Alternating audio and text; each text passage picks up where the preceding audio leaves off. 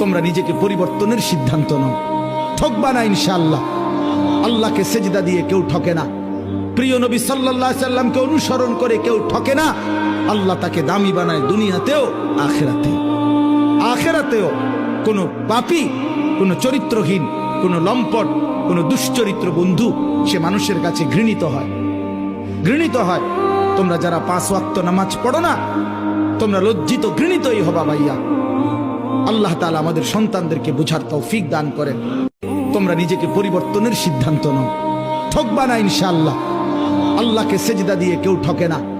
প্রিয় নবী সাল্লাল্লাহু আলাইহি সাল্লামকে অনুসরণ করে কেউ ঠকে না। আল্লাহ তাকে দামি বানায় দুনিয়াতেও আখিরাতেও।